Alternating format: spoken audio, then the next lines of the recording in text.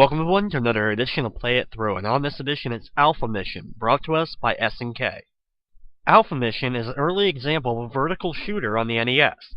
It's actually a port of a 1985 arcade game that was brought over to the NES in '86 in Japan, and then '87 in North America.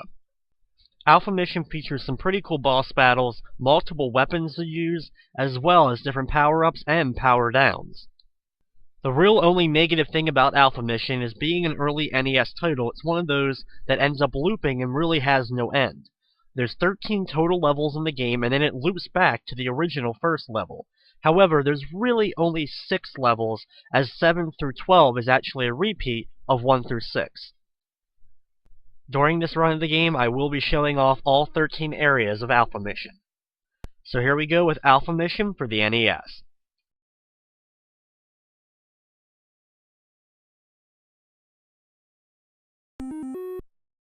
As we begin the game, you see that we have 3 lives, and our ship is actually named Sid. In Alpha Mission, we take control of our spaceship Sid, and we have 2 different types of firing. You have bombs that you can drop on the spaceships that you're flying over in order to take out cannons and other objects, as well as you have a straight shot to take out your flying enemies that are going to be coming towards you. There's a good amount of power-ups as well as power-downs to look out for while you're flying overhead, and you reveal these by using your bombs to destroy the cannons along the ships. One of the most common is the E, which is your energy. Every energy block you pick up gives you 2 more energy. Now these are used when you're using your special weapons, which we'll get to in a little bit. You can also pick up a backwards E, which is a power down, which will actually take away 2 of your energy. Like many shooters, you can also pick up S's for speed to make your spaceship go much faster, and I highly recommend picking these up as quickly as possible, because the default speed can be rather sluggish and end up causing you to get hit by enemies easily. Picking up an L will actually upgrade your laser, which is your main fire, while an M is your missiles, or the bombs that we drop along the ship. Each of these can upgrade twice, so you can pick up 2 of them to have maxed out power. Picking up a K, though, will actually max out your abilities right away, and it also allows you to have another fully maxed out ship available when you lose one. Here's our first boss that shoots out a spread shot that you have to dodge and watch out for. We'll be seeing every one of these bosses over and over again, so I'll give you more details as we go through, but for the most part with that one, I like to stay near the bottom of the screen, dodge in and out of his spread shot fire, and keep firing as much as possible at him. When he turns orange, he's almost defeated, and it only takes a few more shots after that. From here on, I'll start showing some of the other weapons that you can use. These weapons cost you your energy, so you have to have some in order to use them. The first I'm showing is the Octo Shot. This fires out a large 8-shot spread shot in all directions. The only negative thing about it is it can be rather slow, so it ends up not being one of my favorite weapons by any means. When you're done using one weapon or you want to switch out, you can press the select button in order to change out your weapon. The second weapon we're using is the Homing Shot. Now this is an upgrade to your missiles. It fires out a couple of these red balls that end up homing in on all objects that you can actually hurt with the missiles. Once again, it works a little flimsy and it's rather slow, so it really isn't that beneficial either, but I figured I'd show it.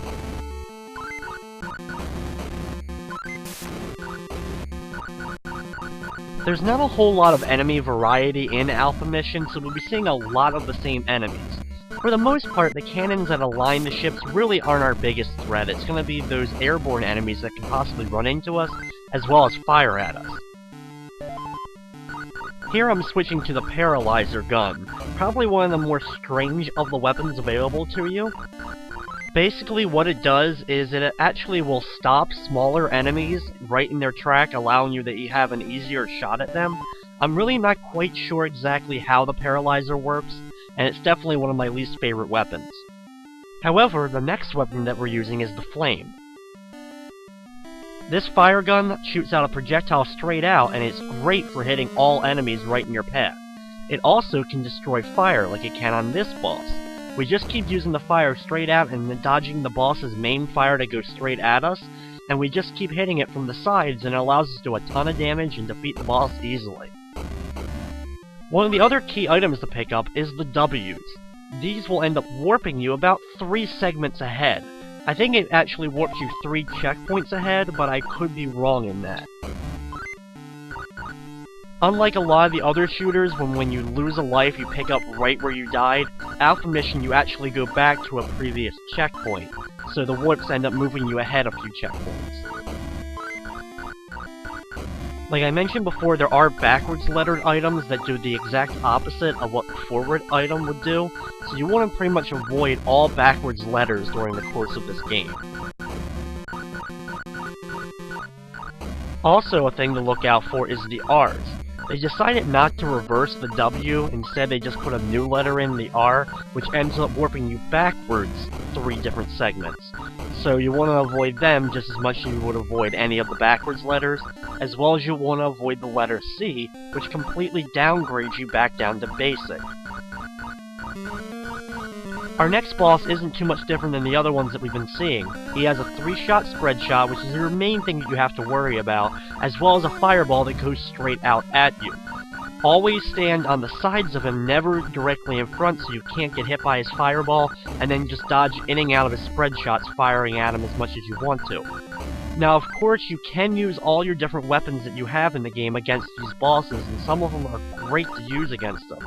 However, since I'm showing every weapon, I can't focus on just one right now, so I want to make sure that I show all the weapons off, and we'll be seeing the bosses multiple times, so I could use the weapons later on against them. The lightning ability, which I had just used, pretty much wipes out all enemies on screen and is absolutely the best weapon to have in the game.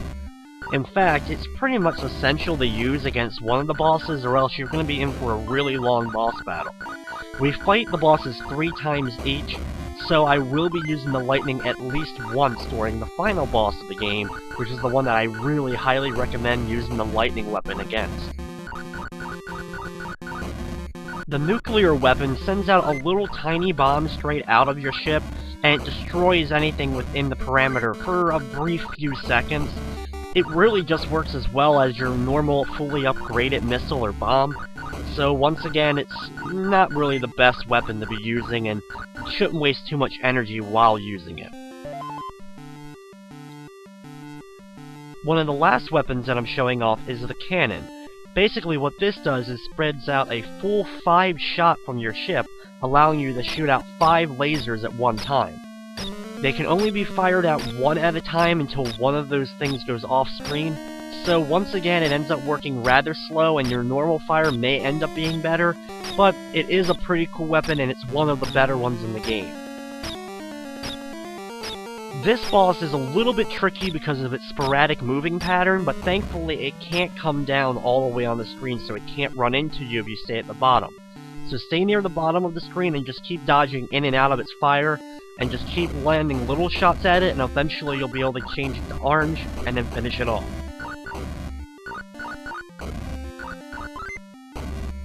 We're slowly nearing the end of the first set of areas, as we're now in Area 5.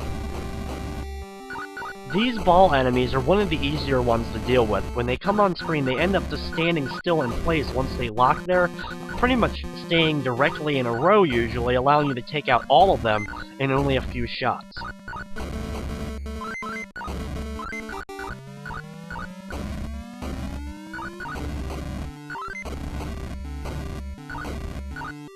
Like most vertical shooters, it really comes down to memorization and playing the game a few times, getting used to enemy patterns so that you can get better at it each and every time you play. The worst type of fire to deal with is the red fire. Now these fireballs that come out of certain cannons as well as certain enemies that we'll be seeing as we go through homes in on you, and they're the hardest to dodge. The next boss is easily one of the most annoying bosses to deal with. It keeps teleporting over and over again, and you have to fire when it's right ahead of you, and you have to be careful that it doesn't reappear on top of you, so you're going to have to always keep moving and firing at it. You can tell you're doing damage to it because it will change up its type of fire and the amount of time it spends between teleporting. Always stay on the move, usually in a circular pattern either way you want to, and just fire when you have the opportunities when it's right ahead of you. When you're coming down either the left or right side, depending upon how you're moving, that's going to be your best opportunity to lay in a few shots on it.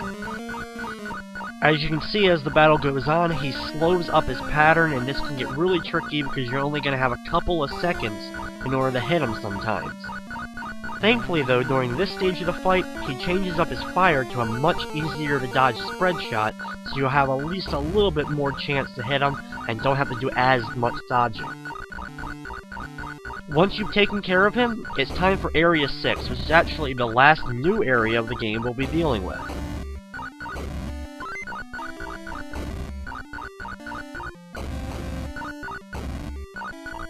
During this area, you're going to want to stock up a little bit on your energy, because you want to have some energy for the boss and have the lightning weapon available to you to make the boss battle go a lot easier. While we're fighting it for the first time, I'm going to show you how to defeat it normally with just your regular fire. However, the second time I fight it, I will definitely be using the lightning weapon.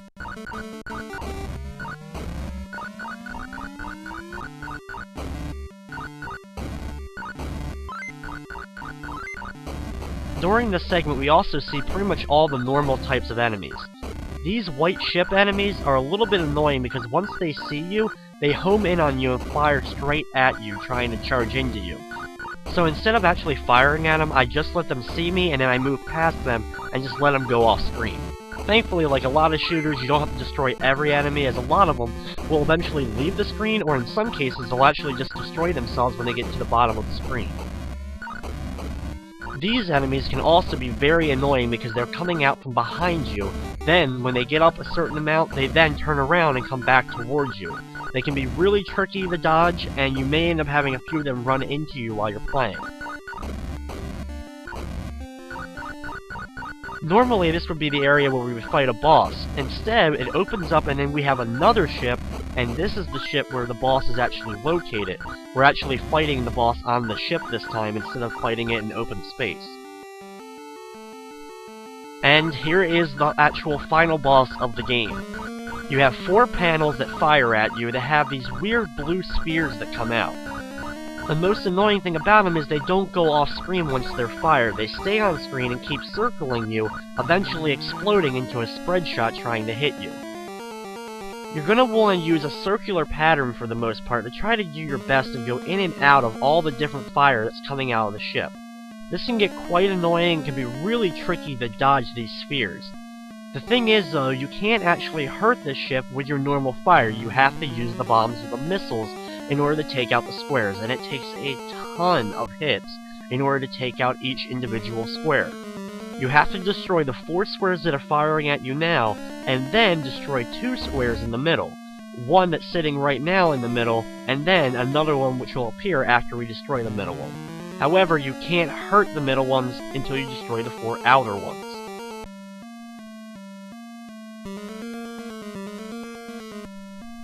This can get extremely tedious and very boring very quickly, and that's why I said that on the later battle when we fight it again, I'll be using the lightning weapon, or I'll just be skipping ahead a little bit instead of making you watch this battle over again. As you can see though, the best strategy is really kind of a circular motion that just keep doing that over and over again to get the blue spheres to keep circling around you and then dodge when you need to. You have to change up the pattern every now and then though in order to make sure that you're actually dodging them, because they can change up plus new ones are coming into the field of battle, so it can be a little bit tricky. Thankfully though, it also slows down a lot when there's too many enemies on screen like most NES games, and you can actually use this to your advantage. You also don't want to get caught off guard by it when the speed up eventually does happen again and they end up getting hit by one of the projectiles.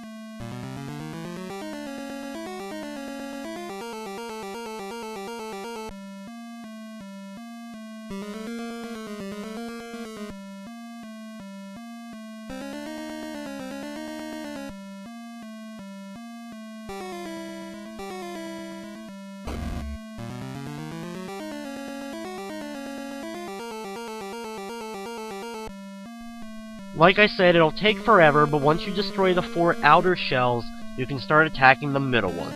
Get in close and fire at it, and thankfully you'll have a good chance to dodge once it actually fires at you, because it actually does a nice big flashing animation to tell you that it's about to shoot out at you. So get close to it, keep bombing, and then dodge when it is about to fire. Thankfully, during this segment, the fire does change up, but it just ends up changing up into that blue spread shot instead of the homing shots. However, once you destroy the middle square for the first time and have to fight the second square, it then starts using the homing shots on you. This is going to make you really change up your pattern, and you're going to really have to be paying more attention to them than actually focusing on firing at the center square. Thankfully though, there's only 2 of the spheres out at a time during just the center square, so you don't have to dodge as much and there's not as much fire, but those homing shots are so tricky to dodge sometimes, it's actually worse or harder than when you actually have 4 of them going at once.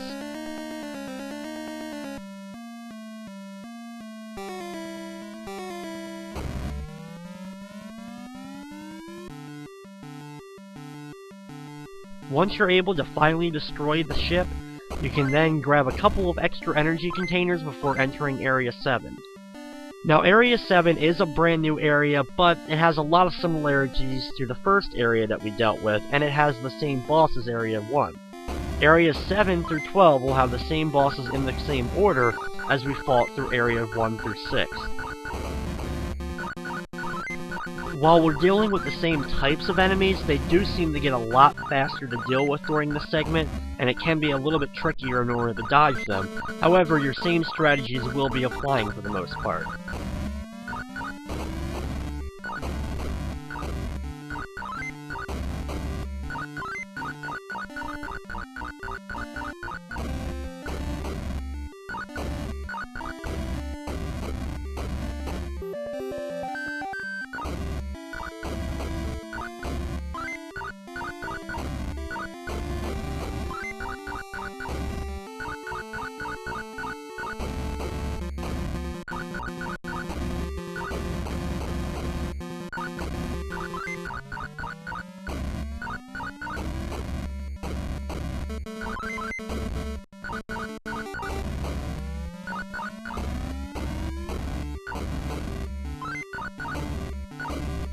After a few more ships, the area will open up and it's time for the rematch against the first boss of the game.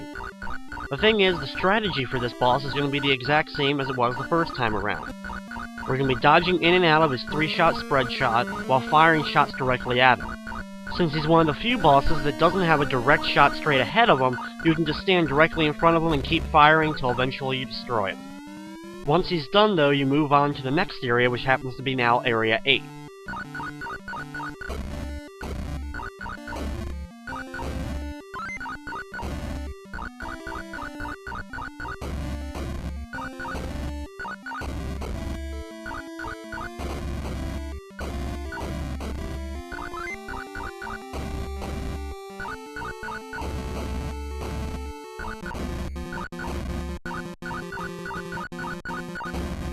When you see 4 of these capsules lined up, 3 of them are gonna have energy, but the third one over will always have a backwards E.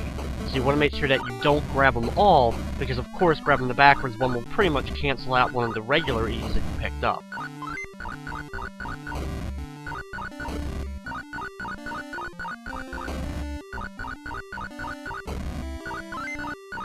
As you can see, for the most part, staying near the bottom of the screen works really well. The only time I move upwards is usually to bomb some objects to try to make sure I can bomb as many of them before they end up scrolling off screen.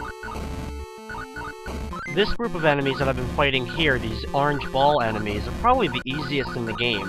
They have a real easy pattern to dodge, they only take a couple of shots, but once they reach the bottom as well, they explode on their own. As we get up to this boss again, I'm going to use the Thunder ability to take him out easily. Unfortunately though, once you change weapons, you end up getting sent back to the most recent checkpoint, so I had to watch a little bit of the background again. Using the lightning move, however, is just a single shot, and it takes out the enemy quite easily.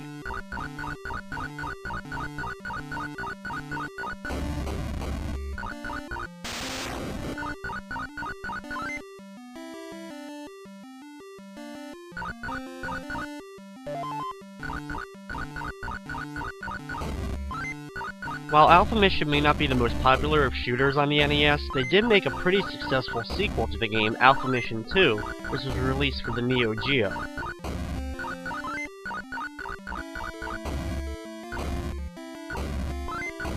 These blue enemies remind me a lot of the Galaga enemies, as they have a nice looping pattern that gives you a great shot to hit them head on.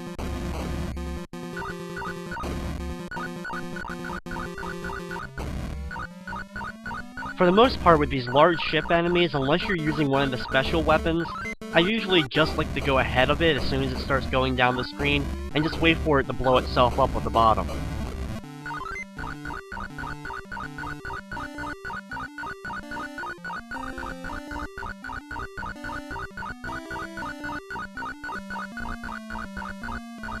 Here we have a rematch against this boss, which once again you have to be careful not to stand directly in front of it or you get hit by its fireball, while you're also dodging in and out of the spread shot.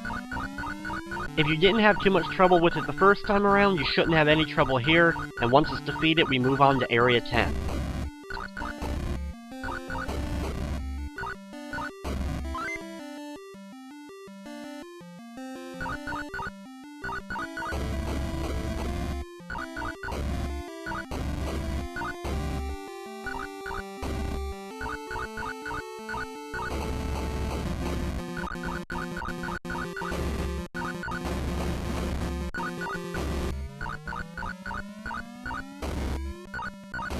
While unfortunately we don't fight any more new bosses in the game, they do keep you on your toes with a lot of really fast-paced enemies in the last couple of areas to deal with. The worst is definitely the enemies that come out from behind you, so just try to be very careful, and when you see one start coming out, immediately move forward, or try to move to the side depending upon what side they're coming from. To make the next boss battle go a little bit easier, I'm going to switch out to the fire weapon and use that one against this boss. While it's not recommended that you really use that in order to fight the giant snake type enemy, however it makes the battle at least a little bit more challenging in some ways. Thankfully the fire once again destroys all the projectiles that it shoots out, and you really just have to move back and forth in order to actually hit it, and since it can never come down low enough to actually run into you, it ends up being a rather simple battle.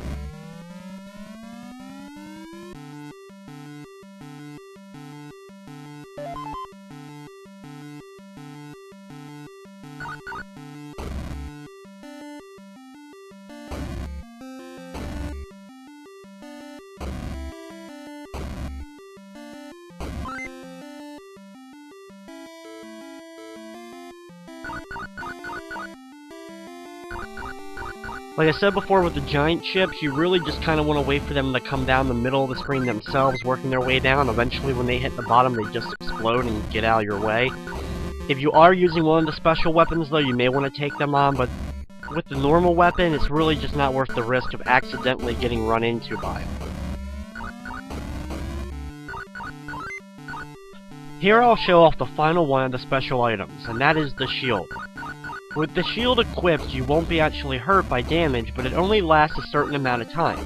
It only lasts for as long as you have energy in order to use it, and it slowly depletes downwards after every time you get hit.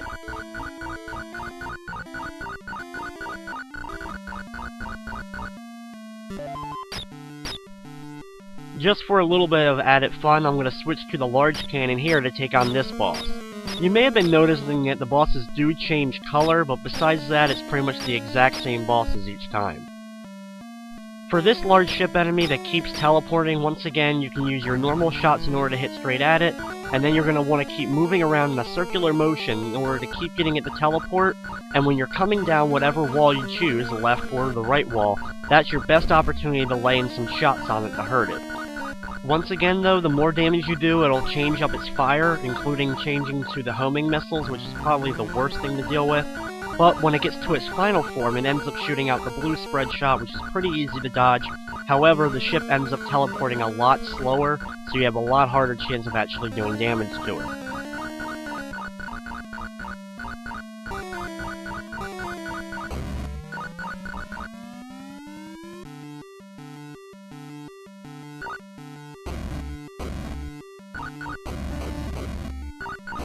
Area 12 is very similar to Area 6. The final boss is the same, just like the other areas, so you have to build up some energy here, so you can end up using your lightning move against it. Or else you're going to have to do that very, very slow bombing process in order to actually take out the boss here. The good news is though, they do give you a good amount of panels and cannons to destroy so that you can pick up some energy.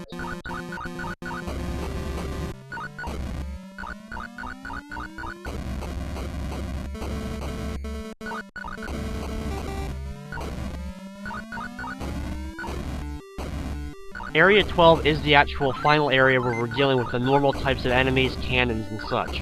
There is an Area 13, which is technically the final area, but that's actually a boss rush that we'll be going through.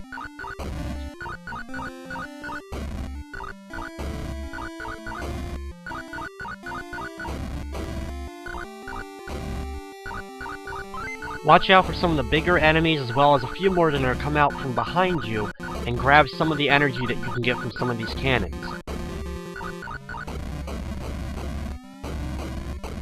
After a couple more waves of the flying ship missile enemies, we'll be in an open area and it's time for the final ship.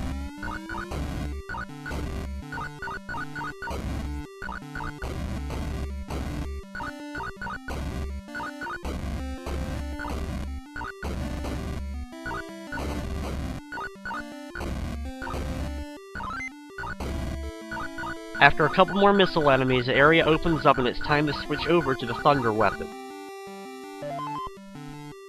Wait a few seconds for the enemy to be fully on screen and start firing at you before you actually use your weapon here. Now, it takes 3 thunder shots in order to fully destroy this boss, but it's well worth it because you're going to be saving a lot of time and a lot of headache by doing so.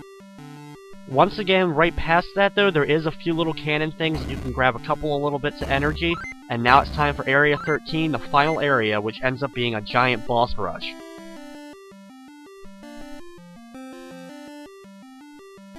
One negative thing though is there isn't any ships in order to gain any extra energy, so you won't be able to switch off your weapons if you use the thunder ability on the previous boss.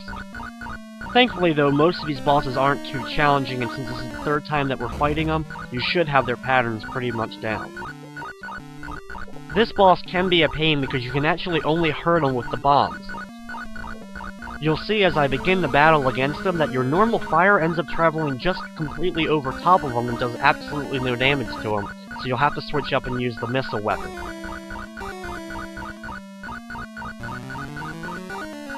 Thankfully, it doesn't take too many shots to actually start weakening him, but the worst thing is you have to dodge his homing fire on you.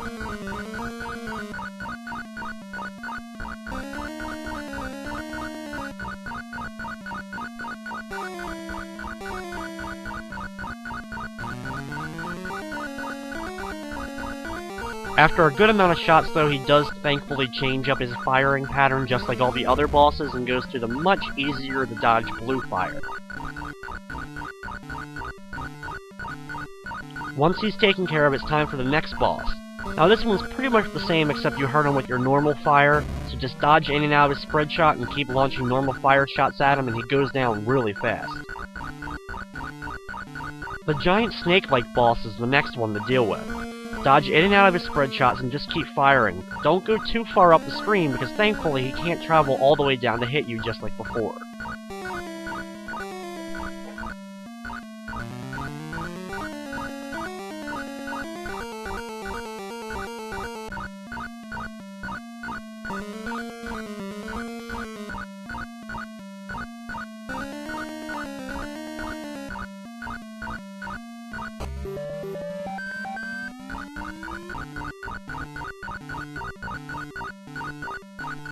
After the worm-like boss is finally destroyed, you have to have a rematch against the teleporting boss, which is probably my least favorite of the bosses. Just keep moving in a circular pattern and fire when you're coming down one of the walls, and just keep dodging the fire. It's going to change up like always, so you just have to get used to dodging the different types of fire that are going to come at you.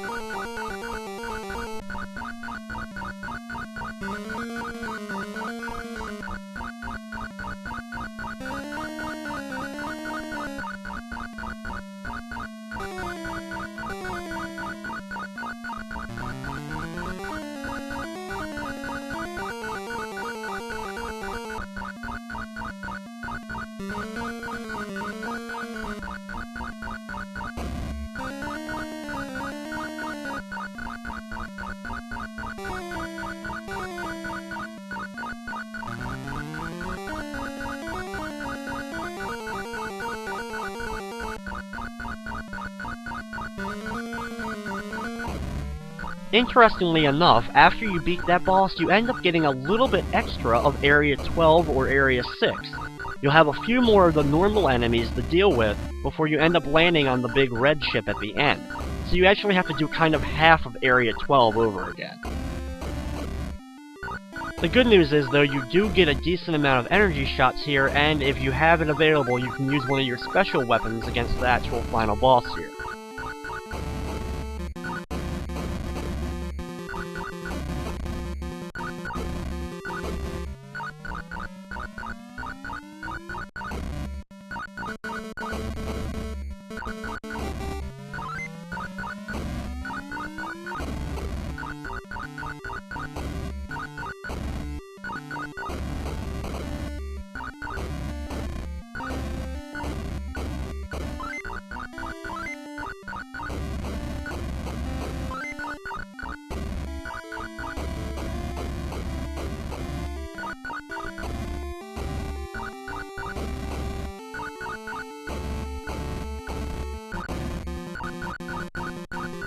Watch out for the normal enemies, and when you get to the red ship, you may want to switch over to another weapon, and if you have it available, use the thunder weapon again. Unfortunately, I wasn't able to get the thunder weapon again, so I'm just going to try to use the nuclear bombs to hit it a little bit, to do a little bit of extra damage instead of just the normal missiles. However, though, I'm not going to sit here and make you guys watch this entire battle over again. It's the same exact pattern, and it's the same boss as the very first time we fought it. So I'm just going to skip ahead here to skip past a few minutes. Once you have him down to just the final area again, just take him out with your last few missiles, and then you have those last few little cannon things you can grab in order to replenish some of your energy at this point. The thing is, though, that is the last new area of the game, and I'll show you that when Area 13 pops up again, it then switches back to Area 1.